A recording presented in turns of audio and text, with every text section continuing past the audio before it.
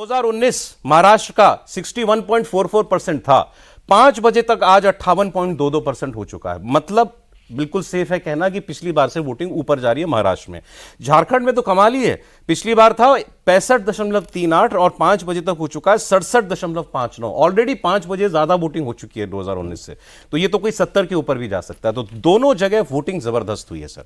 महाराष्ट्र में भी वोटिंग पिछली बार से बढ़ रही है, तो पहले तो इसी का आप बता दें, कोई ट्रेंड पता चलता है? नहीं, देखिए, पिछले 15-20 साल से जिस तरह से नतीजे आ रहे हैं, वोटिंग परसेंटेज कोई इशारा नहीं करता। चलो ठीक है, वो प्रो इनकम्बेंसी भी हो सकता है, एंटी इनकम्बेंसी भी हो सकता है। तो वोट परसेंटेज बढ़ गया, पहले जो हम लोग बड़ा सरल सा जो है निकालते थे, वोट परसेंटेज बढ़ गया, इसका मतलब जो है सरकार बदलने के लिए वोट है। कम हो गया, ये मतलब सरकार बनी रहेगी उसके लिए वोट है। अब ये पता नहीं चलता, ये जो प्रो इनकम्बेंसी का नया ट्रेंड चला है उसने इस धारणा को ध्वस्त कर दिया। तो उससे तो कोई अंदाज़ा नहीं लगा सकते, लेकिन जिस बात से अंदाज़ा लगा, तुलना हम कर सकते हैं लोकसभा चुनाव भी। हालांकि विधानसभा लोकसभा चुनाव अलग अलग होते हैं, मुद्दे अलग होते हैं, यहाँ स्थानीय मुद्दे ज़्यादा काम करते हैं, इश्यूज़ अलग हो जाते हैं, और वहाँ देश की सरकार बननी होती है, यहाँ एक राज्य की सरकार बननी होती है, राज्य से दूसरे राज्य में मुद्दे अलग हो जाते हैं, वोटिंग पैटर्न अलग हो जाता है। लेकिन आप स्ट्रेटजी के तौर पर दोनों पक्षों को देखिए, एक तरफ एनडीए है, दूसरी तरफ इंडिया अलायंस है, इंडिया जो है ब्लॉक है वो है। लोकसभा चुनाव से अगर आप तुलना कीजिए तो उनका कैंपेन बहुत फोकस्ड था। आरक्षण, संविधान, ये दो चीजों पर पूरी ताकत उन्होंने लगाई और इस बात को नीचे तक ले गए। बीजेपी इसका चुनाव खत्म होते होते कोशिश की जवाब देने की, पूरा जवाब दे नहीं पाई और नतीजा आपके सामने है। इन चुनाव में, इन दोनों राज्यों में आप देखेंगे कि बीजेपी का कैंपेन, एनडीए का कैंपेन बड़ा फोकस्ड है। बटेंगे तो कटेंगे, एक रहेंगे तो सेफ रहेंगे। इस नारे की वजह से वोट कितना बीजेपी को मिलेगा मुझे मालूम नहीं, लेकिन ये नारा नीचे तक चला गया। इसकी बहुत बड़े पैमाने पर एक्सेप्टेंस दिखाई दे रही है। अब वो वोट जो हमारा जो वोट करने का तरीका है या सोच है, उसको कितना प्रभावित करता है ये देखना है। ये चुनाव केवल इस बात के लिए नहीं है कि किस गठबंधन की या किस पार्टी की सरकार बनेगी, इस बात के लिए भी है कि नैरेटिव के स्तर पर क्या आप चुनाव बदल सकते हैं, जीत सकते हैं। अगर आप लोकसभा चुनाव का नतीजा देखें तो दोनों राज्य बीजेपी को हार जाना चाहिए, एनडीए को।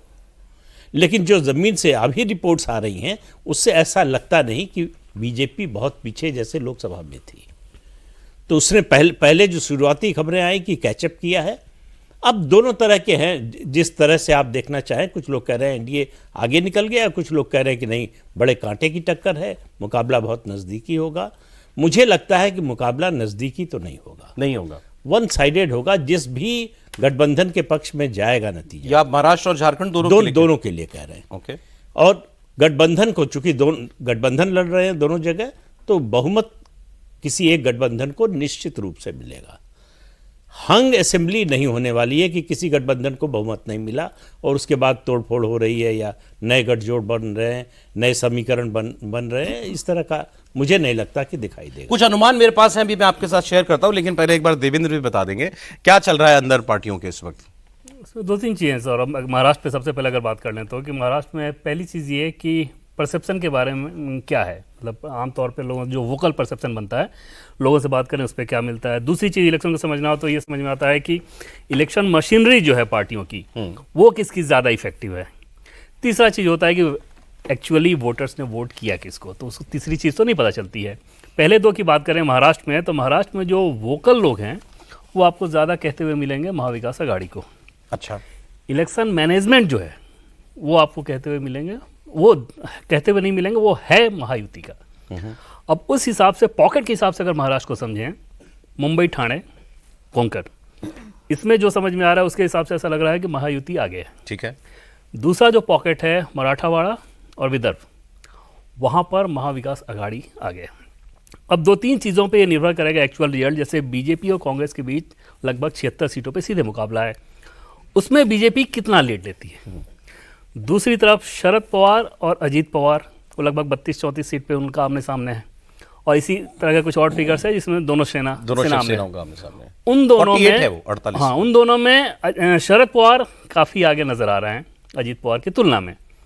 शिंदे अब कितना आगे जा रहे हैं वो देखने वाली बात होगी, और ये लगभग समझ में आ रहा है कि बीजेपी सिंगल लार्जेस्ट पार्टी, इसमें कोई दो राय नहीं।